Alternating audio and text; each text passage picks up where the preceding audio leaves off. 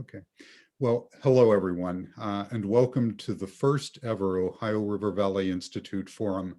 I'm Sean O'Leary, a researcher at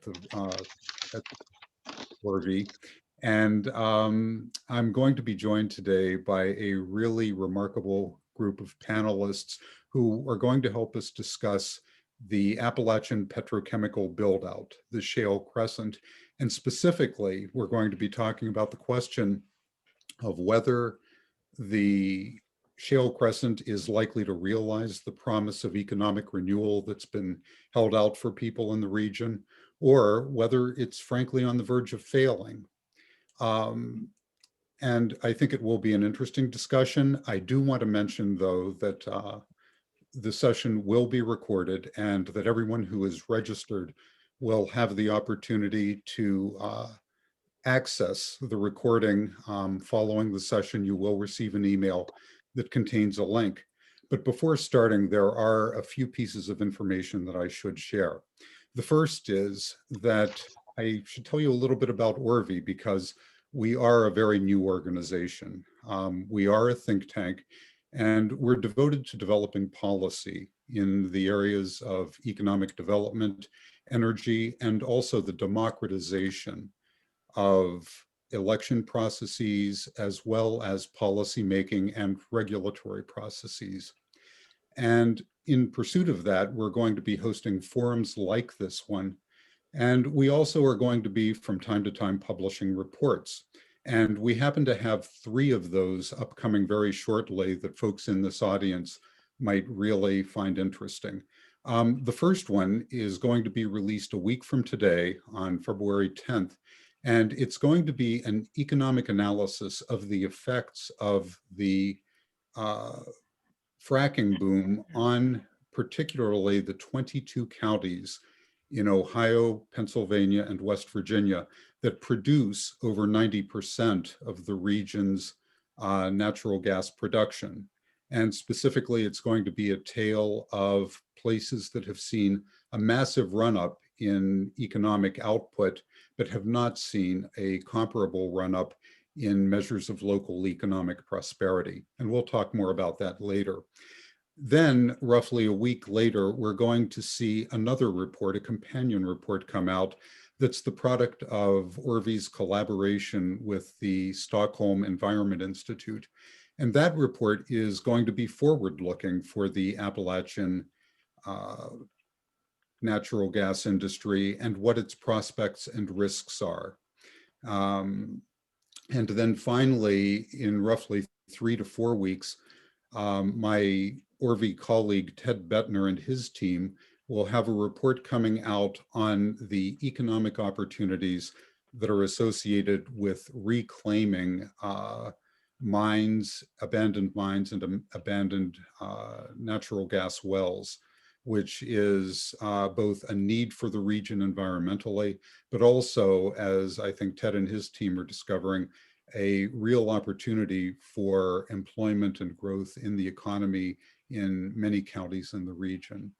And I should mention, Ben, if you haven't, can you put up the URL for the forum where people can go to sign up for those reports? If you go to the URL that Ben is posting, you will be able to just fill out a form and check off which of the reports you would like to receive. And that will be true throughout today's session. So with that, I would like to get to the conversation that we're going to have today about the Shale Crescent and the dream of the Appalachian petrochemical boom. Ben, if you could go to the first slide of the backgrounder, that would help. Well, I think as all of us know, the vision of the Shale Crescent is one that began with the natural gas boom going back roughly a decade ago. And it's worth remembering where that has left us, at least so far as a region. We remember from a decade ago the promised effects of the natural gas boom. There were a number of economic impact studies that came out at the time that projected hundreds of thousands of jobs would result in the region. One report from Timothy Considine for the American Petroleum Institute anticipated that between West Virginia and Ohio, we would see over 250,000 jobs created. And another report by Kleinhans Associates in Ohio anticipated over 200,000 jobs there. In all, nearly 500,000 jobs in the region. And in a sense, it should have happened because the volumes of natural gas that were anticipated in those reports have in fact been reached and exceeded by quite a large margin. Unfortunately, the economic benefits that were anticipated didn't do that. In the chart to the right, which I should add is from the report that I mentioned just a moment ago that will be coming out next Wednesday, about the economic impacts of the natural gas boom in the region, you'll notice that GDP, economic output, for the Ohio, Pennsylvania, and West Virginia natural gas counties was roughly double that. In fact, a little more than double that for the nation as a whole. So the nation was at about 46%. The fracking counties in the 3 states were at 96%. But while that measure of economic output was absolutely spectacular for the gas producing counties, their measures of local economic prosperity, personal income, jobs, and population growth not only failed to keep up or match their economic output growth, but they were actually less than the nation and even less than the 3 states together. And so, for instance, with personal income, we see that nationally, nominal income increased by 49.1% over the last decade, but only by about 40% in the fracking counties. The jobs figures, frankly, are even more discouraging. Nationally, the economy added about 10% to its number of jobs over that time. The states of Ohio, Pennsylvania, and West Virginia added 4%. But the fracking counties, the 22 counties that produce 90% of all the natural gas coming out of Appalachia, only added less than 2%. And then finally, when you look at population, we see that while there was 8% growth nationally, in the fracking counties, populations actually declined. And so what we're seeing is almost the definition of the resource curse. And that is great economic growth with very little, if any, impact on local measures of prosperity. And so, Ben, if you could go to the next slide. So starting about 5 years ago, the question became, well, wait, isn't there a second act? Isn't there still hope that we will see some great economic blossoming as a result of the natural gas boom that has emerged in the region? And so attention quickly began to shift about 5 years ago to the manufacturing sector, and specifically the plastics manufacturing sector. And so all of a sudden, we saw a new flurry of economic impact studies and reports that suggested that an Appalachian petrochemical hub might arise that would rival in size, or at least could rival in size, that of the Gulf Coast. And a whole flurry of studies came out that are frequently cited by various proponents of the vision, especially including members of the recently passed Trump administration who were great proponents. And so we see depicted here a few of those studies and reports that came out. Noteworthy among them are the American Chemistry Council study in the middle, which was an economic impact study looking at job growth and other key variables, but also the IHS Markit study that looked at projected cash flows as a result of ethylene and polyethylene coming out of the region. And those reports were both cited frequently by the administration and other sources at the Department of Energy in a variety of publications, one of which you see depicted is the Ethane Storage and Distribution Hub in the United States, which has come to be known as the Appalachian Storage Hub. It was a publication in support of the expansion of that, and also the more recent Appalachian Energy and Petrochemical Renaissance.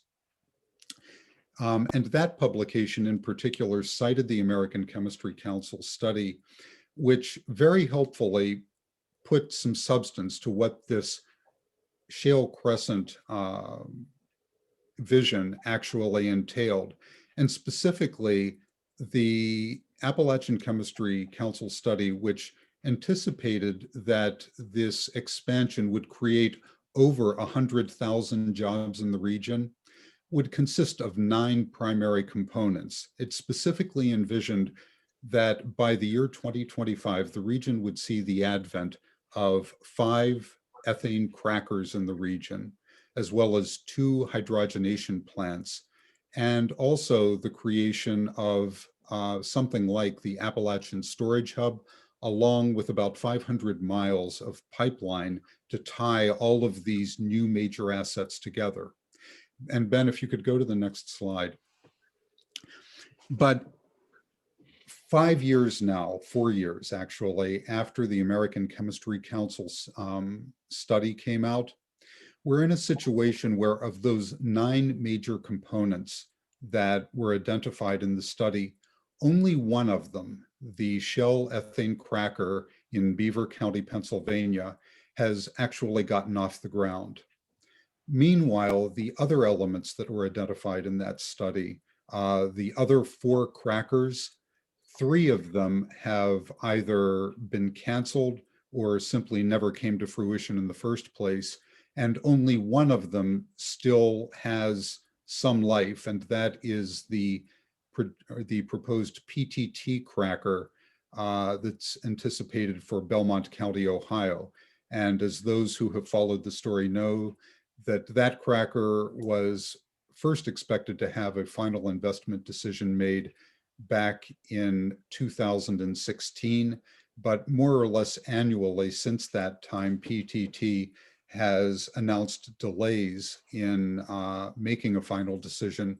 And most recently, the parent company, PTT, ordered its subsidiary that is responsible for that cracker to do a new feasibility study, the old one having apparently, because of coronavirus issues and other changes in the economy, become obsolete. And so we're not sure at this point when or if we're going to hear any more about the PTT cracker. Meanwhile, the anticipated dehydrogenation plants and the 500 miles of integrated pipeline are basically, frankly, not relevant unless the crackers and the other facilities are constructed as well. And so we find ourselves now, 4 years, as I said, after the American Chemistry Council study came out, which anticipated that these facilities would be in place by 2025 and that we would see about 100,000 jobs stemming from them, roughly 25,000 of them directly employed by these facilities and other plastics manufacturing facilities, but also another 75,000 jobs that would be indirect or induced coming out as a result of that. And so the question that we're confronted with as citizens, as policymakers, as analysts, is that we can see that clearly the vision has been at the very least delayed, but the real question is it coming to an end? What has caused this intense delay? What has caused the only one of the major projects to happen? And are the circumstances that caused that likely to change?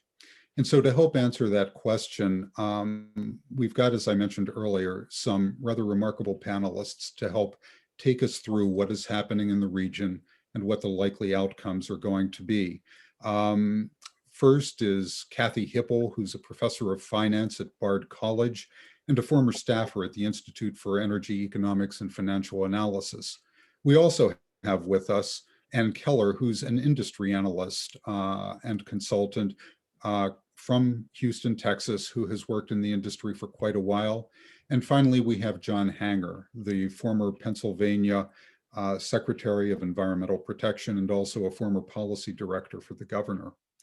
And Kathy, I'm going to turn first to you on this question. Again, we know what the promise was. We know what was anticipated in the American Chemistry Council study and in the IHS market study, but clearly we have at the very least stalled. The question is, from a financial perspective, where are we and what do you see is likely to happen?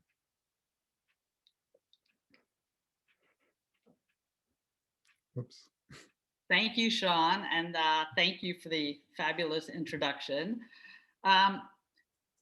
It's important to remember that the petrochemical industry, to keep in mind that petro is part of that, is part of the entire oil and gas industry, which has been struggling for over a decade. And to put that in a larger context, the industry, in a sense, is desperate to find a solution to their global problems, which is probably we reached peak demand in oil, maybe in 2019. And we're looking for a situation where these companies can figure out where they can make money next. And as you alluded to with your upcoming report, the gas industry, the oil, and I call it fossil gas rather than natural gas, located in Appalachia, which is the largest producing area with EQT and some of these companies, having really limited takeaway capacity. They do not have the access to get their product to market. So for the industry perspective, petrochemicals in Appalachia make a tremendous amount of sense. However, the economics do not make sense. Which is why PTTGCA has not gone forward. It is why Exxon specifically said we are not going forward. Whatever rumors you've heard are not going to happen.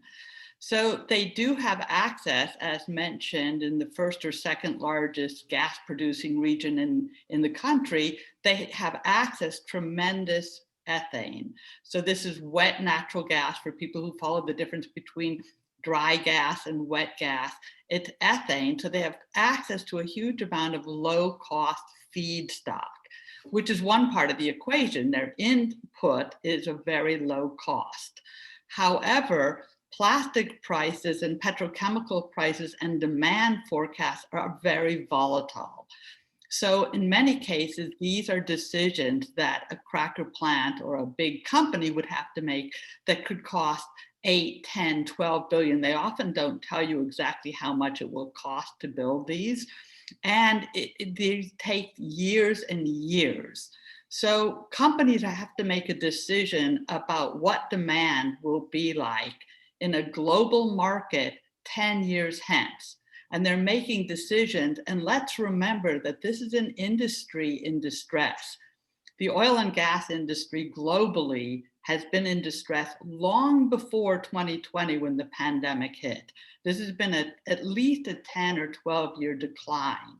And so we've seen that with the big oil majors, many of which have slashed their capital expenditure by fully 50%. So they're really looking at budgets. For example, Exxon went from 33 billion supposedly down where they only spent 21 billion last year. And they're looking to spend 16 to 19 billion. So these companies don't have access to the same amount of cash that they used to. And on the local level, you've got an industry, as you mentioned, where they're producing a tremendous amount of gas, but they are not producing profits or cash flows, so that the industry, they call it Gasmageddon. They're producing gas, but they haven't figured out a way to make this into a profitable business. So what we've seen is there's been no business case for fracking in its 10-year history. They've been cash flow negative year in and year out. So you've got an industry in distress looking for a salvation and hoping that the petrochemical build out in Appalachia might be that lifeline. And the financials do not support that contention. It does not look like it's questionable whether Shell, which has had many delays, many of which are being blamed on the pandemic, it is questionable whether that will produce the kinds of profits, the jobs, the economic benefits to Pennsylvania that were initially anticipated. It remains to be seen. I highly doubt it. Well, Kathy, are you actually calling into question whether the Shell cracker will be completed, or is it more a question of what happens once it is and whether it will have the kind of knock-on effects economically that folks have anticipated? It seems at this point it's 70 or 80% completed. I don't necessarily anticipate it won't be completed. I don't believe it will have the economic benefits that were initially promised to the state and hoped for. And I think that is why other chemical companies and other oil companies have not rushed in, because it's a very large decision and it's a boom bust cycle. That's one thing that we see with the petrochemical industry, as with the oil and gas industry. It's a boom bust cycle. And when times look good, everybody in the world wants to build a petrochemical complex. And then there's an overbuild. And I think Anne can speak to it. We seem to be at an overbuild state right now, which is why that industry is in such distress. Well, and yeah, that's a great pivot. And I would love to pick up on a couple of things that Kathy just said. She pointed out the inherent risk in what is a kind of a boom and bust business. But at the same time, while we've only seen one cracker started in the Northeast region, the Shell cracker, at the same time, over the past couple years, there's been a pretty impressive build out of ethane cracking capacity along the Gulf Coast. Can you talk a little bit about why that, and I understand it's almost a 50% increase in our capacity to produce resins as a result of that Gulf Coast build out. And so, and up in this part of the country, we've heard about, Kathy alluded to the feedstock cost advantage here. We've heard about the advantage to regional access to Midwest and Northeast markets for resin. The question I have for you is, why didn't the build out happen here in the way it's been happening along the Gulf Coast? I've been following this since probably 2008 or so, when I started working with producers in the Marcellus region about what they were going to do with their ethane. Because as you probably know, the gas in the Marcellus Utica region has the highest percentage of ethane per NGL barrel than any producing region in the United States. So of course they were concerned, because they saw that with this much ethane, they would be in a position eventually where they wouldn't be able to put all of it into the pipelines because of restrictions on the specifications to deliver to the residential market. So as we started to work that issue, we started doing exactly the exercise you're talking about that a petrochemical plant would do. So over 10, 15 years ago, I checked with one of the largest petrochemical companies in the U.S. who had facilities that are actually in Charleston that haven't been used in years. The Charleston Works was one of the first ethylene plants in the United States, as you probably already know. So my logic was, hey, just go back in, build another plant here, because you had the beginnings of the infrastructure to support that particular facility, pipes, some feedstock supply already set up, et cetera. But the response was effectively at the time that the Gulf Coast could supply the material that was needed in the market, which is actually, by the time it gets processed through from the ethane side into the ethylene side, becomes chips or pellets. So basically little crumbly pieces of plastic that you use to create the rest of the products. And their comment was, we can supply that from a huge facility on the Gulf Coast that has economies of scale, and to us that would overcome the potential transportation disadvantage. So they weren't going to put another one of their plants in the region. And they had never looked at doing that, I would say. And this particular company was Dow. So after listening to that logic, I said, well, okay, so I hear your argument makes sense. And then the ethane supply began to grow as we had expected. And we started saying, we're going to overload the regional market very quickly. So what happens next? And what did happen was what we expected. The other facility that I guess you would say you would be competing with in your region would be the facility that's run by Nova in Canada. And that particular plant was not using a lot of ethane, but of course they seized the opportunity. Since their plant already was in existence and operating, they seized the opportunity to pay to rehabilitate a pipeline to move feedstock from the region. They already had access to underground storage and salt dome facilities and all of the other kit that was needed to immediately begin taking ethane. And their claim to fame, I guess you'd say, and competitive advantage is pretty much the same as yours, which is that we are close to half the market in North America within a day's drive. So, so long story short, there are a couple of things I think that are impeding the progress that was expected. One is that the cost estimates that are valid for a Gulf Coast facility don't apply in your region because the terrain, as you know, it's a little easier to build a plant on a flat piece of swamp than it is in a mountainous region where you're probably building it in a valley next to a river. So that imposes some issues. There's some labor cost issues. As you know, labor laws are different between the regions. So that increased the construction cost estimates for the build. A lot of people said that if only we put a storage facility in, that would be the magic key that would unlock the door, but not really, because Shale, for instance, has access to storage already in Louisiana. So they didn't need a storage facility to move forward, and other companies could make do as well. So there was the cost issue, construction costs, that kind of pressed against your advantage in terms of low feedstock and low transportation. And the simple fact is that the market's being supplied from somewhere else right now. And in order to continue to sell into a domestic market with those great transportation advantages, you would have to push out your competition. And the reality is the plants on the Gulf Coast were not built for domestic markets to begin with. They were assuming they'd be able to compete in the export market, specifically to sell product to China, to sell raw materials to China. So they were never predicated on domestic demand. And you said something really interesting just a moment ago when you talked about kind of the food chain between storage, crackers, and other facilities in the region. Are you suggesting that, and I'm thinking particularly right now about the proposed Appalachian Storage Hub, which has gotten a lot of attention because we know, for instance, West Virginia Senators Manchin and Capito have been lobbying heavily on Capitol Hill to get financing, or at least about $1.9 billion loan guarantee for that project.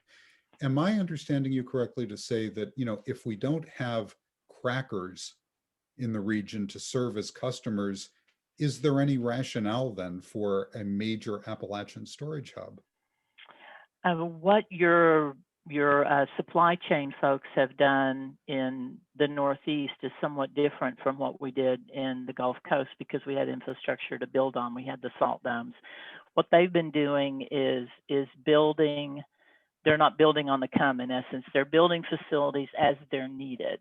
So for ethane, for instance, you have your production currently is probably about 200 to 250,000 barrels a day. That is what your gas grid will support. That's what the market will support, because you have exports going to Europe, you have volume going to the Gulf Coast, and you have volume going to Canada. So you're an export market currently. So the folks that have the ethane right now had to make their business go without underground storage already. So they've put in above ground storage, and they make use of the pipeline grid that's already there. The pipeline grid that you have can access underground facilities already in Marcus Hook, in Sarnia, and in the Gulf Coast. So instead of your storage being local, it's outside the region. So putting in an underground storage hub was apparently not something that the players needed enough to support it when private business came out with open seasons to do that originally. And so they made other arrangements. So it wasn't really necessarily needed. I see. And now, John, I'd love to turn to you on this because you, of course, are our representative from the policymaking world. I think, you're acutely aware of how much of an investment the states and localities have made. I mean, we know, for instance, for the Shell cracker that it's being supported by about $1.6 billion in subsidies from the state of Pennsylvania on the presumption that, it will use gas primarily from Pennsylvania. We know, for instance, with the proposed PTTG cracker in Belmont County, Ohio, that the state's already invested about $70 million there. But what I'm hearing right now from Kathy and from Anne suggests that this may not actually, I mean, as a policymaker, what do you make of this? How do you interpret what they're saying and the other claims that have been made concerning this Shale Crescent? Well, first, it's great to be with you, Sean, and congratulations to your new initiative as well as Ben. This is a story that I've heard over 30 years of being involved with policymaking. And it starts with people who are often desperate and also very well-intentioned, looking to create jobs in a local area or in a regional area or a state area. People who believe strongly in the petrochemical vision or story are people who desperately need jobs, they need economic development. Unfortunately, that kind of motivated thinking often ignores stubborn facts. And it's a very human story. We all do it at some level or another. But for policymakers to do that, it's disastrous. And I think it's very, very important for people in policymaking positions, legislators, governor's office, to actually coldly, objectively put aside the motivated thinking. Very frankly, to put aside the dreams and to focus coldly, as though it was your own money, on the facts. And that's why what you've heard from Catherine and Anne is so important. Now, I guess some would dismiss Catherine and Anne and say they've got motivated thinking. The problem with doing that at this point is what's happened over the last 4 to 5 years. There's a track record now to measure what various people within the industry or within economic development said in 2015 or 2016. And we can see that, unfortunately, and it is unfortunate, that the jobs and the investment that it was promised or believed in is not showing up anywhere near close to what was promised or believed in.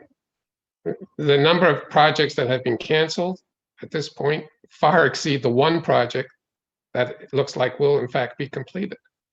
So policymakers really, really have to step back and take very seriously what Catherine and Anne and what you are saying, Sean.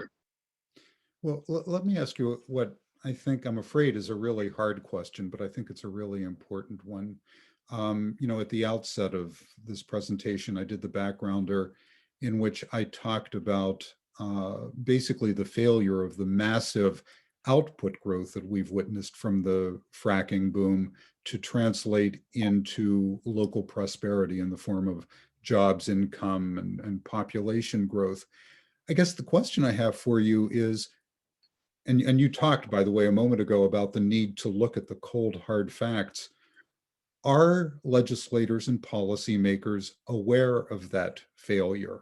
Do they acknowledge it?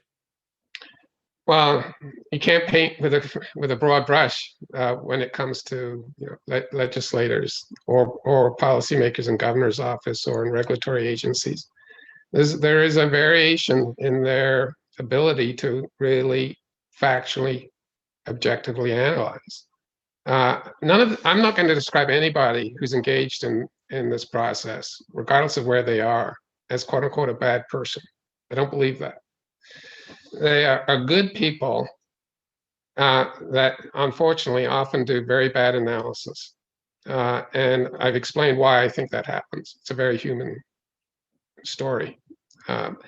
So what I would urge is, regardless of where you are on this, whether you really hate petrochemical industry, and there are people who do, or whether you really love it, and there are plenty of people who love it, that you step back and you be very careful with judgments about what is factual. And that's why I keep on going back to look at what was said in 2015 and 2016 by typically industry proponents and sometimes economic development specialists who bought the story at that time, and measure what they said then with what has happened now. And then that's when you further look at what Catherine and Anne are saying. And I find what Catherine and Anne are saying to be highly credible. All right, so let me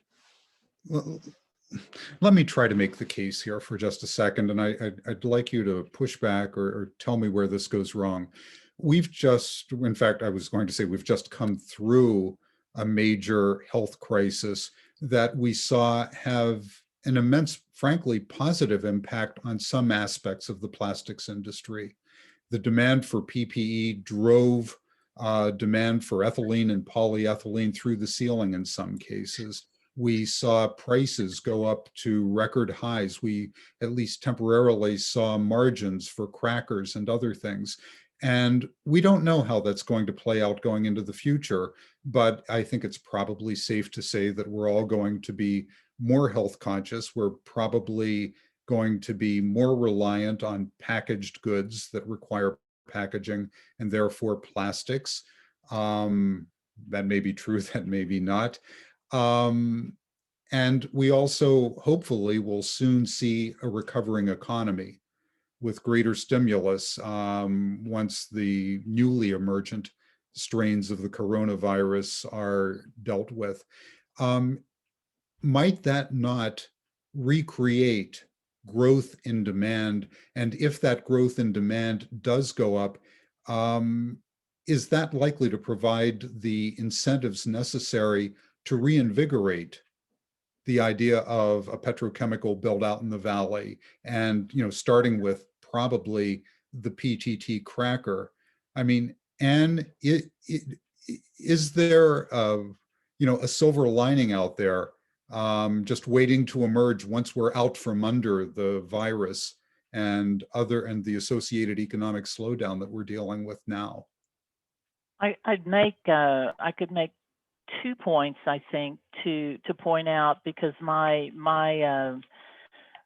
involvement or participation or whatever isn't a throwdown between the Gulf Coast and Appalachia. It's about the industry as a whole, as opposed to which region would be better. It's, is there growth enough to support any development, not really where it should go. 2 points I'd like to make, because that 2017 study was very important to a lot of people in supporting the benefits of the build out in the region. And I think at the time it was done, I was doing long-term forecasting at the time for feedstock demand in the region as well. And at Wood-Mackenzie, we had penciled in, I think, 3 plants, I believe, with one possible wild card, I guess you might say, opposite the 5 that were mentioned in the study that could be supported by the ethylene that was being seen in the forecast. So two things changed though after that study was issued, and they have an effect on the whole industry, not just the Appalachian region. Number one, and they all go back to pretty much to China, sadly, but the bottom line is you got to watch China. Number one, China refused to take our trash. They kicked us out of their version of a dump or the recycling industry in 2018. For a while, it was a sweet deal. The recyclers in the United States liked it because they could bale the stuff up, they could put it in a container and ship it back over. The Chinese would take what they could use and do. I have no clue what they did with the rest. It was great for the freight industry because you would have sent the container back anyway, so now it's full of trash, so it was cheaper freight, kept the cost down because we were in globalization mode, not realizing what it would do to devastate our manufacturing economy at the time. But it was working. And then China in 2018 said, we are overloaded with the stuff. We can't use it either. You know, we can't recycle it either. We have no use for it. We don't want it in our landfills. We don't want to burn it. We don't want to see it in the ocean. We're done. So that was number one that changed. That was 2018. So that was a brave new world now. Now the recyclers here had really nowhere to go with a lot of this stuff. And you saw what happened probably in your own communities. Our community gives us a recycle bin. What they don't tell us is that quite a bit of it gets landfilled. And they're not telling a lot of people that now. They're acting like things are just like they were a few years ago to make you feel better, but it's not true.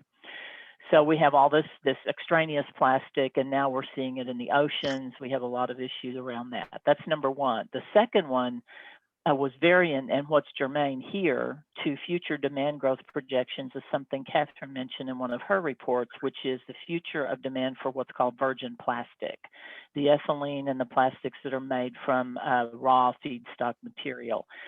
A group of packaging companies who are very influential and use quite a bit of the HDPE and polyethylene that the industry makes and polypropylene, basically said by 2025, we want 75% minimum of the material you sell us for packaging to be recycled or biodegradable. That was a huge stop. I went to a conference for what's called the American Association of Petrochemical Manufacturers in 2019, and that was the topic. They said, we're going to lose our social license to operate if we don't find a way to reclaim a lot of this plastic. That was a huge thing. The Chinese issue was one thing, we could probably deal with it, but to have your customers downstream say, we're done, you can't keep making this stuff out of virgin polymer, that changes your growth assumption about the entire market, not just US or China. So those were two big things that changed our view about the overall potential for growth in the industry, regardless of where you put a plant. Now, when you talk about your customers, we're talking in this case about what, Coke and Pepsi and Nestle and yes, Procter and Gamble, the packaged goods people, that all the stuff you see at Walmart, the people who make your detergent bottles, all toothpaste, hair products, they were all saying, okay, you've got to do better. Now, the bright side in all this is the chemicals industry then has put together $1 billion fund to incent people to develop additional ways to recycle and repurpose material. Not the same thing as digging feedstock up out of the ground and converting it, but it still is manufacturing. And if you've seen what's being done overseas already in that particular industry, very automated, very 21st century type stuff, but that's directionally what they're looking very hard at now, as opposed to making it from scratch, in essence. Now, Kathy, if I could circle back with you for a second, what Anne just told us, basically calls into question how much demand there will be for virgin plastics. And that goes to the heart, I suppose, of the viability of crackers, and it seems without crackers, most of the other elements, including downstream manufacturing, are unlikely to come into fruition. Specifically with the proposed PTT cracker in Belmont County, Ohio, when the management at PTT or PTTGC, the subsidiary that's actually looking at that project, what is the financial challenge that they're facing at that point? Is it more that they worry about the return on investment, or is it that because of doubts about the return on investment, they either don't have or can't access sufficient capital and that's necessary to actually develop that project? I mean, what are the factors that PTT management is wrestling with right now that have caused them to delay a decision, again, at least 4 times over the past 4 or 5 years, and now revisit their original feasibility study? I was Oh, in Thailand in 2017, I believe, and actually met with PTT, and when they were doing the first round of evaluations, in all fairness, because I know things have changed. And I've met with their feedstock people because, of course, they wanted to make sure they could get a feedstock supply before they progressed their work much further. So I think there would be a couple things. Demand issues aside, let's say that global demand was expected to grow, they'd be looking for the best place to make the plastic. What they did do a couple of years on, I think in 2018, was decide to build their next facility in Asia using naphtha as feed. So they were in the market to build a plant.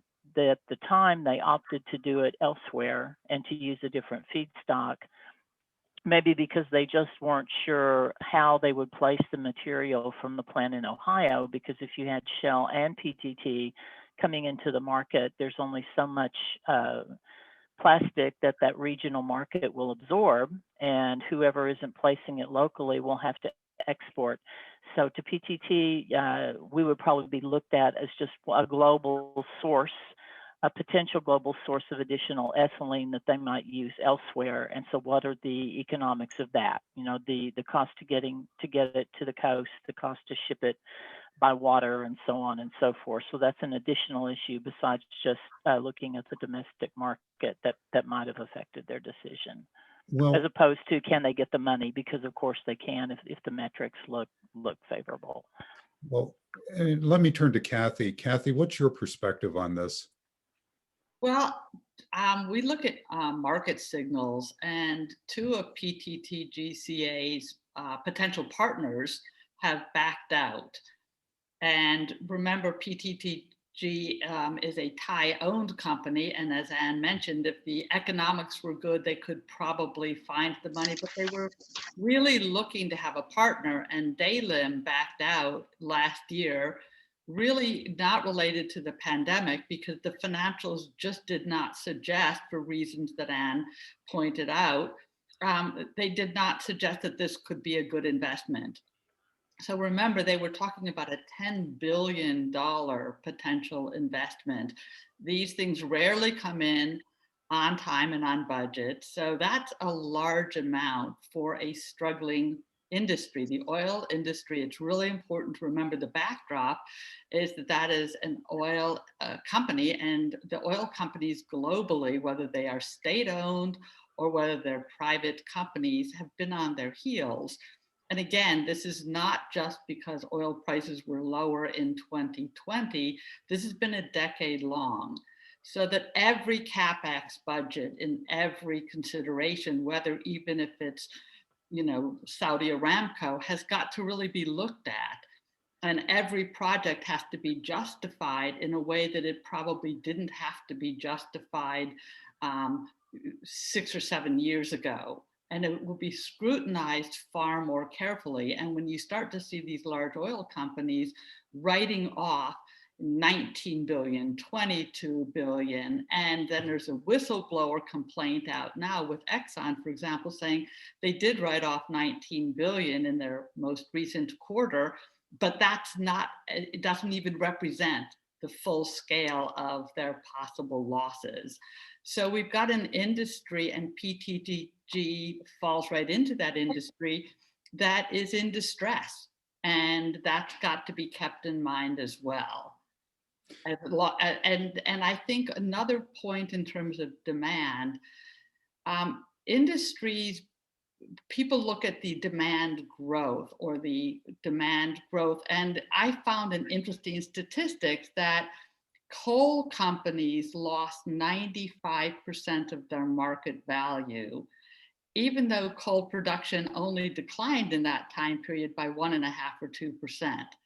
So once investors are forward looking, the market is forward looking. And once they start to anticipate that the growth of virgin plastics, it will peak because of all the demands or all the issues that Anne raised, which is that the customers are saying we will have to find a different solution. We cannot just keep using virgin plastics. And we will be very aggressive, but we've set these dates of 2025 or 2030. These are not that far. And they're saying to the industry, we will not continue to buy virgin plastics. So once that information gets out, this is very important for the way markets will price those industries. Mm-hmm. So I would be very surprised if PTTG did not do a new market feasibility study. And my guess is that the market forces will have changed since they first did it, and they will be in no rush to go forward. Now, John, I would like to pivot from this to, I mean, what we've heard over the last 20, 30 minutes or so is pretty discouraging with respect to additional build out of the PTT cracker or any other major petrochemical facilities in the region, which means that the notion of a major build out and the downstream economic benefits that have been trumpeted are pretty seriously in doubt. But at the same time, we're dealing with a region where state governments and local governments even have premised a lot of their economic development strategies on this build out and on the natural gas industry. I guess the question I have for you is, if not this, then what? Because we're talking about a region that frankly has been suffering, much of the region, for decades, especially the Ohio River Valley, with the demise of the steel industry initially and now more recently the coal industry. What are the areas in which folks in policymaking positions, economic development positions, should and could be looking as an alternative to the natural gas and petrochemical vision that seems to be failing?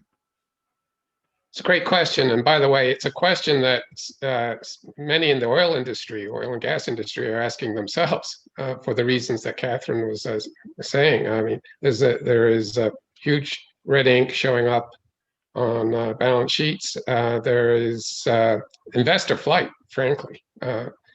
Folks with money are finding other industries to put money into, having been burnt, particularly by shale gas development. Investors have been slaughtered in shale gas development. Consumers, you could argue, have done pretty well, but investors have been slaughtered. So many oil and gas folks are asking that very same question that, sure, legislators and economic development specialists ought to be asking.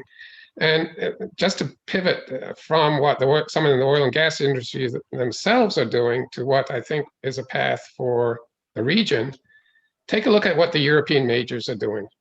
Now I'm talking about, yes, Shell, which made its decision in 2016, and is making a very different set of decisions now in 2021.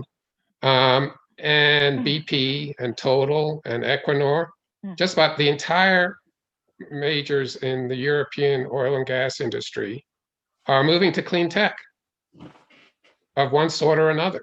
They're making investments in electric charging networks. They're making investments in offshore wind. They're making investments in solar, both developing solar generating facilities as well as some of the other parts of the solar supply chain. They're starting to look at batteries. So, it's not, yes, go ahead, Sean. Yeah, let me be even more specific. We have a new administration in Washington, and that administration is, if it manages to enact what it has planned to do, will have about $4 billion in funding over the next few years that it says it wants to invest in areas like energy efficiency and other things. We know that Pennsylvania is on the verge of joining the Regional Greenhouse Gas Initiative, which will generate revenues. How can regions and states utilize that kind of money to help make the kind of transition that you were talking about? Well, again, just to build the theme out, they ought to follow about half of the oil and gas industry and start moving to clean tech. This is not the Sierra Club that's moving to clean tech. It's Shell, BP, Equinor in total. And to double down and triple down on this petrochemical vision or the shale gas vision at this point isn't even being done by many within the oil and gas industry. So to take that money, that $4 billion, and pour it into a storage hub or some of the other things that have been talked about over the last 5 years would be really motivated, disastrous thinking. The region has lots of strengths, and they ought to use this money to build on those strengths. They have substantial strengths in education and healthcare, but also in clean tech, clean energy. And they ought to go where the money is going. Private investment money is going. The public money ought to accelerate private investment money, be synergistic with private investment money. It shouldn't be trying to turn the tide and sort of be like King Canute, commanding the waves to stop coming in. $4 billion is a lot of money, but it's a pittance in the private investment world. Yeah. So it needs to go into properly determined, high likelihood of good return projects in clean tech. And let's remember, the region is not flat on its back. Again, we've got tremendous strengths in Western Pennsylvania as well as in the Ohio River Valley. Pittsburgh has enormous strengths world-leading strengths in biotech and other cutting-edge technologies. And again, we have a good foundation in clean energy tech in the region. That's where the private investment is going globally. That's where oil and gas in Europe is putting more and more of its money. And that's where that $4 billion ought to go. All right. Now, I should say that throughout the session, Ben has been accumulating questions in the Q&A, and I'm referring to Ben Hunkler, who is our producer and director. And so, thank you for allowing me to kind of dominate the questions so far. But Ben, if I could, I'd like to turn it over to you. Could you pose questions to the panelists? Yeah, sure. So our first question comes from Jeffrey Young. And Catherine, I'll go ahead and pose this one to you. Jeffrey asks, what regulatory issues for the plastics industry might affect decisions on the regional petrochemical buildout? What would happen if the plastics industry faced limits on the life cycle CO2 output of its products? It would be a further blow to what's already happening. There's tremendous move to eventually put a price on carbon. There's a growing recognition of the importance of the circular economy. And I think there's also at the grassroots ground level, a real desire that people in the Ohio River Valley don't necessarily want pipelines under their communities.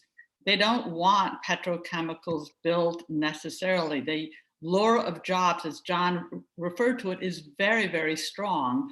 But I think there is a growing recognition as people in the Ohio River Valley learn more about Cancer Alley in Louisiana and the cost of that community. So it's not just the potential benefits of jobs and looking back at the steel industry and that time that supposedly created so many jobs for these communities, but there's also a growing recognition of the harms that some of these types of industries can bring and mounting pressure And I think that when communities start to look at the number of jobs that were actually created by the fracking industry versus the number of jobs that were promised, there is a public shift in opinion that you just didn't even see a few years ago, and a recognition that microplastics in people's bodies. I mean, who was talking about that 10 years ago, 5 years ago? But now everybody is more or less aware of that.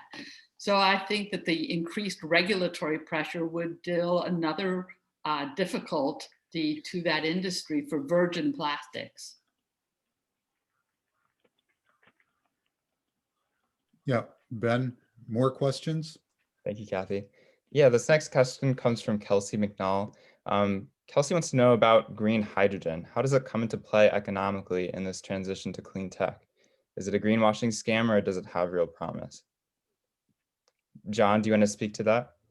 Well, very briefly, I think it has real promise. Bottom line of it all, there is however, a significant road to go before it's commercially viable, and there is both private investment and public investment, particularly in Europe, going into green hydrogen. There's actually some real projects, bricks and mortar in the ground kind of stuff happening. So it's not a scam, but it's not a guaranteed done deal.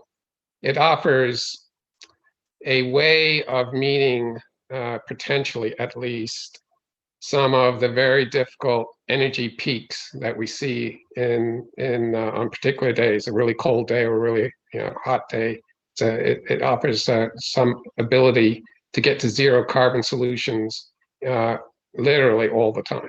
And that's why there's interest in it. Yeah, Ben, could I kick in on this one as well? Green hydrogen, as John says, does have real potential, especially because there are some processes, particularly manufacturing processes, that require an intensity of heat that's really, frankly, hard to generate by means of electricity.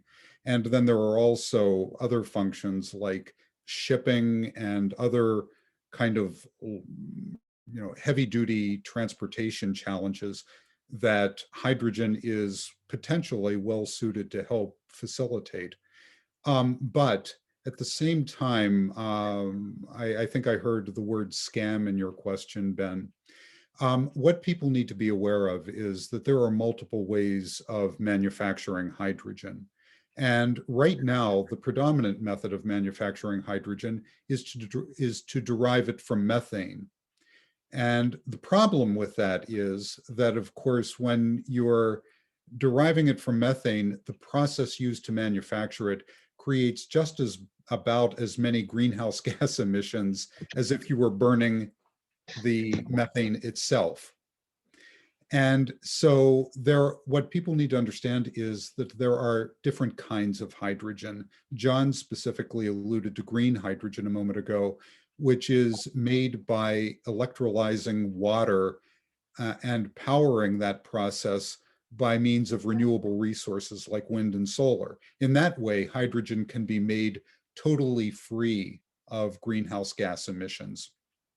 On the other hand, if you're doing it from methane, which is, again, about 96% of all the hydrogen that's manufactured currently does come from methane, that does not achieve significant reductions in greenhouse gas emissions. And so what we're seeing emerging over time is what is going to be a real battle to see if we can get the cost of manufacturing green hydrogen down to a level where it's cost competitive with gray hydrogen or hydrogen from methane. And at that point, yes, it can become, as John said, a real contributor to green energy transition. But as long as we're dealing with gray hydrogen, the answer is no, it's not going to be a major contributor to the transition. But we can anticipate that, of course, the natural gas industry will want to hang on to as much of that market as it can. And in fact, right here in the Ohio Valley, we're seeing that little drama play out a little bit right now. For those of you who have access to the Columbus Dispatch newspaper just today, they're running a story about what was advertised as a green hydrogen initiative at the proposed Mountaineer Storage Facility in Hannibal, Ohio, and at the Long Ridge plant in Hannibal. And it turns out, of course, that those plants which are going to begin to integrate hydrogen into their processes and into their storage are, at least initially, going to be looking at using purely gray hydrogen or hydrogen from methane. Whether or not they ever transition to green hydrogen is dependent on a variety of factors, some of which they have no control over. And that includes the introduction of production capabilities in the region, which right now simply do not exist and may not exist for years to come. And so, yes, while it's not a scam, green hydrogen does have real potential for the economy. In the meantime, there is a great deal of opportunity for greenwashing and pretending that because hydrogen itself is non-emitting, that it's somehow clean, when in fact, hydrogen is only as clean as the process used to manufacture it. And so we need to be conscious of that going forward. We need to encourage green hydrogen, but we also need to be conscious of folks who would attempt to make us think that they're using clean hydrogen, green hydrogen, when in fact they're not. Yeah, just to be clear, I made an assumption that green hydrogen was hydrogen extracted from water, but that's Sean is 100% correct. That there are others might try to skate way past that. Yeah. Ben, more questions? Yep, we have another question from Stephen Cherry about something that was mentioned earlier during our conversation. Stephen Cherry is referring to the resource paradox or the resource curse. He asks, the oil and gas industry draws resources that could go elsewhere in the economy, reducing other economic opportunities. Is that something we're seeing in the Appalachian area? Kathy, would you like to speak to the presence of a resource curse in Appalachia? Well, I think everybody knows what the resource curse is, and it's truly, we've seen it all over the world. It's easier to point it out when it's in the Middle East, but I've also really looked at Canada with the oil sands. I've looked at Argentina with Vaca Muerta, which sits on huge amounts of natural gas and oil. And sometimes economies, it was very difficult to get anybody in Alberta, Canada, to really imagine what would happen if oil sands were not economically producible. And for the last probably 8 or 10 years in Argentina, the governments, past government and the current government was very, very optimistic about exploiting these resources. And if you look at what's happened in Texas with the Permian Basin, and then what's happened with the state government in the Ohio River Valley, it's difficult to be sitting on a natural resource and not think that this is a ticket to economic development. But I think, as John aptly said, it's important to step back and take a look at the cold, hard realities of the economics. And when you've got a dozen years or 10, 11 years of the negative cash flows of the fracking industry, both in the Permian Basin, where they're fracking for oil, and for the Ohio River Valley, where they are fracking largely for natural gas, or exclusively for natural gas and natural gas liquid. And you look at it and you say, well, it's been cash flow negative year in and year out. There's no business case for that. They're not producing the jobs that they had indicated they would. The benefits are not accruing to the local communities. It's really time to step back and take a cold-hearted look and see what the market is telling us. So yes, the resource curse certainly seems to be affecting the thinking. John, you can probably speak more to that. Well, you did a great job. Unfortunately, Pennsylvania has had serial bouts of resource curse. Oil, timber, coal, and natural gas and shale gas, I think, is unfortunately headed in that direction. And Pennsylvania probably it really has set itself up for a very bad case of the resource curse. In the case of shale gas, we don't tax it at all, really. There's no property tax applied to natural gas. There's no severance tax applied to natural gas in Pennsylvania. At least in Texas, they do that. In Norway, they've built up a huge sovereign wealth fund. So, there is a model out there to try to avoid resource curse. Pennsylvania is at sort of the opposite extreme of what Norway has done, or it's pretty far away from what Texas has done. At least Texas has funded its public schools often with royalty or tax payments applied to oil and gas. Its public universities, its state universities are some of the best in the country, indeed the world, in part because of money they've put into them from this industry or from this resource. Pennsylvania, unfortunately, isn't even close. So it's painful to even talk about it. Well, I mean, building on what John says, and I'm going to use this as an opportunity to get a plug in for the report that Orvi is going to be releasing this coming Wednesday, in which we looked at exactly this question of resource curse at particularly the fracking counties in the region. And it can actually be quantified. And specifically, prior to 2008, which was the first year that we looked at for the purpose of doing the analysis, back at the very, very dawn of the fracking boom in the region, the 22 counties that produce 90% of the gas in the region were basically responsible for 0.25% of US GDP. And 11 years later, in 2019, that 0.25% had gone up to 1/3%, which doesn't sound like a huge deal, but it's a 33% increase of the share of the economy, of the share of economic output, by which the contributions of those 22 counties grew. But at the same time that those counties were contributing a hell of a lot more to the US economy, their shares of income, personal income, their shares of jobs, and their share of population all declined. They went from, again, roughly 26 to 28%, or 0.26 to 0.28%, down to about 0.25%. Again, which doesn't sound like a huge decline, but when it's in an area that small, and with that small a number of people, it is an immense difference. So it really, the resource curse is something that can be quantified, and we now have quantified. And you can look at the individual counties in Pennsylvania, Ohio, and West Virginia once we issue the report. So please go to the link that Ben provided in the chat column and register there, and we'll be sure to send you a copy of the report as soon as it's released next Wednesday. And can I just jump in and point out that, Norway is really alone in planning for the end of its revenues.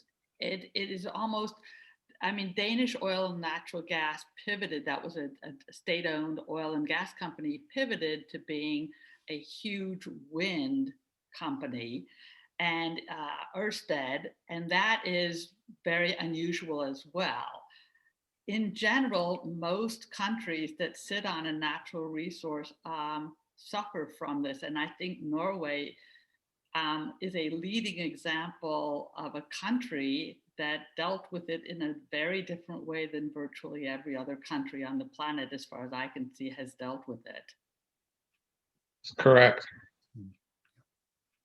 Yeah, Ben, what next? Yeah, thanks everyone for your answers. We've received several questions about the externalized costs of the petrochemical and oil and gas industries. And thank you to Anne for answering several of these questions in the chat. But I'll allow you to expand upon your answer if you'd like to do so. How do these externalized costs affect local economies? Anne, I'm afraid you're on mute. Sorry, I'm muted. Okay, the environmental issues, right? Yes, the long story short, the industry is always looking for the lowest cost supply of the material that they're producing. They're manufacturing. That's what you're always doing. And what often happens is the community, after many years of experience, obviously the communities realize what the impact is going to be. Here on the Gulf Coast, we know very well. In spite of that, they continue to give them waivers from taxes and so on and so forth. So the impact on a region will be significant. The air, the water, et cetera, et cetera.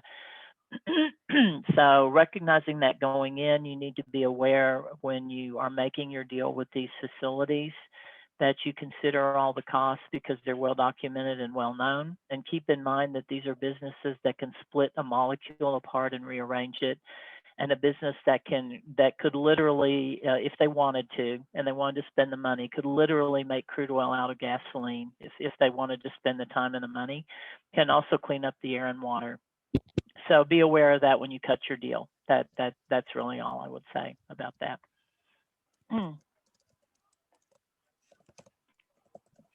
Would anyone else like to speak to this question? Well, I think Anne did a great job with that. Obviously, there's a whole range of also land impacts that go with these, much of the supply chain pipelines, et cetera, that are very real. NIMBY is an interesting term, and I often think that anybody who wouldn't fight for their local area is somebody who won't fight for anything. NIMBYs aren't bad people. They have a very real interest, and that what they, of course, feel is that land impact often. It's not unfortunately unknown for a pipeline to explode. We've had them explode in Pennsylvania. We've had people die in pipelines exploding. I'm not talking about a gas line to your home. We've had that. Every place that has natural gas service, many people do, of course, run that risk. I'm talking about pipelines exploding. So there are a host of climate impacts. Within the oil and gas industry, of course, the elephant in the room is climate. It's carbon, and it's most of the world still has a huge subsidy to the oil and gas industry called a price on carbon of zero. There is always a price. It's often zero, and when it's zero, that's a huge subsidy to the gas industry or the oil industry. So these are very real issues.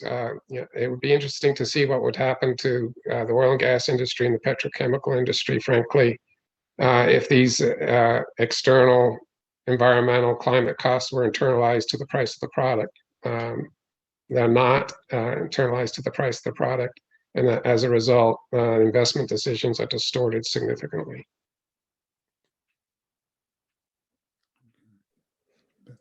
And we have a question from Howard Swint about downstream manufacturing development. He asks, to what degree does the opening of the Shale petrochemical facility trigger downstream manufacturing within the region, as well as a further build out of infrastructure? What they're building already, as I understand, is the ethylene and the polyethylene. So they're going one step down the supply chain to create the pellets and the raw material to make the finished products from. So usually what happens after that is you have a distribution exercise where that goes to areas that are closer to the end user to be finished off and distributed. So beyond the jobs that they're talking about to make the chemicals themselves, I wouldn't see a lot of downstream manufacturing springing up as a result, simply because you have to move the finished product to market, and the market is as you know, on the East Coast and the Great Lakes. Yeah, I'll chime in with what Anne just said. The there have been a series of projections that have been made over the past year about where plastics demand is growing. And going back to a point that Anne made earlier, right now, most of the game is in China, because they've got by far the most rapidly expanding major economy in the world right now. And to the point that in the last projection that I saw, about 90% of the expected growth in plastics demand is coming from Asia and primarily from China. Only about 10% of it is coming from North America. And so, you know, the factor that ultimately drives the build out of plastics manufacturing and downstream manufacturing is the level of demand in the region. And frankly, there just isn't expected to be all that much growth in North America, which kind of undercuts the need for expanded manufacturers in the region, even if the crackers, the Appalachian crackers, were to be built. And I think further evidence of that is that when you look at the Department of Energy analyses, one of the ones cited earlier in the intro to this discussion, even at that time, they were anticipating that 90% of any output that comes out of crackers in this region would be exported outside of the region. So and finally, I would also point out that in Beaver County, Pennsylvania, where the Shell cracker is located, we haven't even seen, as a result of the construction process there, a significant improvement in the economy. In fact, over that same 10-year period that we looked at the fracking counties, I also took a look at Beaver County, which has actually seen a small decline in employment during that time. Just hasn't taken hold. Well, remember that most of the people building these large cracker plants are construction workers who come from, as we've seen with the fracking industry, they're not necessarily local employees. They're often coming from some other area. And this is a temporary phenomenon. These will not necessarily create permanent jobs. The estimate, I believe, is to create 400 or 600 permanent jobs once the Shell cracker plant comes online. So we're not talking about tens of thousands as we saw with the steel industry.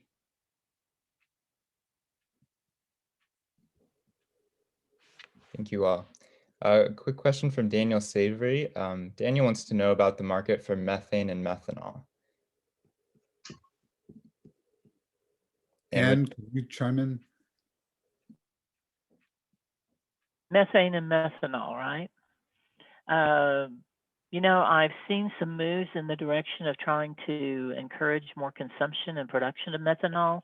What I'm seeing in your region, and John may be more familiar with this, there's the project already in Pennsylvania that's kind of pivoted from being LNG related to being, I think it's ammonia, green ammonia and hydrogen. Usually countries outside the U.S. that end up with a lot of gas and not a lot of domestic market around it tend to gravitate toward things like ammonia as fertilizer or methanol for the same reason. So yes, those are alternative uses. These days, though, we're so fixated on the green side of it that it's not as simple as just popping up a plant anymore to convert methane to ammonia. You have to consider all the issues with the hydrogen and how all the CO2 is going to be handled. But those are definitely alternatives that could be looked at.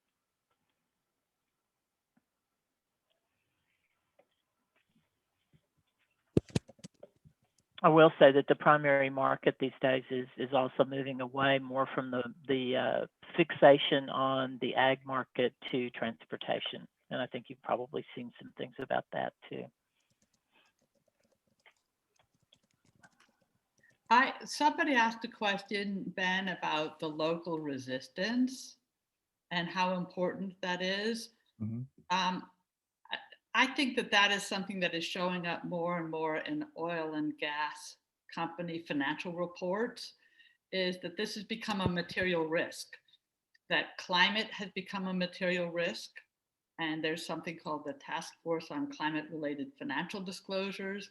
And more oil and gas company executives are putting this either in their earnings calls, if you read the transcripts, or in their financial reports, that local opposition has become a material risk factor. And I think for foreign companies, remember Shell is a foreign company, and PTT is a foreign company. Trying to understand the patchwork of local, state, and federal regulations is complicated enough. But then when you start to look at local opposition groups and trying to understand the power that they have, and the fact that they are now organizing and putting forth lawsuits at local levels and challenging permits, it's a huge impediment to them moving forward and understanding the local landscape. So for those out there concerned about their communities, wondering if their efforts are bearing fruit, I have to believe that they are. I'd just like to add that consumers here, whether it's for oil and gas directly or the plastic products that I think you, Catherine, referenced, or maybe it was Anne referencing, both probably spoken to it, how anyway, users of plastic wrapping and products have basically said, we want recycled product and not virgin plastic products. And when those are big companies saying that to other big companies. So, but many consumers, retail consumers, small individual consumers, in I would say about 20 states are now in open rebellion against the oil and gas industry broadly. I mean, you can either hate that or love it, but it is a stubborn fact. Good luck trying to build a pipeline in New England or New York. A lot of heating load up here, but you're not going to build a pipeline, I think, ever again. We're going to move to clean tech and supply heat without another oil and gas pipeline. And it's getting close to 20 states. So consumers, whether they be big company consumers or mom and pop folks, going to just have had enough with the oil and gas industry in many, many parts of the country. I fully recognize there are huge supporters of the oil and gas industry, and landowners and others still are very committed to it. But that's a fact too, that is stubborn as well for some folks who wish that wasn't the case. But to ignore the fact that consumers, big and small, are in open rebellion against the oil and gas industry is crazy. Wow. Well, thank you, John, and thank you to Kathy and Anne, and of course, Ben, for making this possible. We are coming up on our time, and I know lots of people have lots of things to get to. So I just want to take this moment again to thank all of you, to thank my colleagues at the Ohio River Valley Institute on this new undertaking. And I hope what we've talked about today, and particularly the opportunity to go in depth on some of these issues, has been helpful to those in the audience who are policymakers. We have a number of reporters and a lot of folks, a lot of citizens who are just concerned about these issues. So thanks to you for caring about these issues and reporting on them and legislating on them. And thank you again to everybody else. You will receive a follow-up email from us in which you'll have a link to the recorded version of this. And again, if you haven't done it yet and you want to sign up for upcoming reports, please do. And if you'd like to sign up for Orvy's newsletter, which comes out periodically, please go to our website and sign in there, because you not only get to hear us pontificate, but you also get the opportunity to see what we're reading, which is usually way better than what we do. So thanks to everyone. And with that, it's a wrap. I hope to see you all again soon. Bye-bye. Thank you. Thank you. Thank you.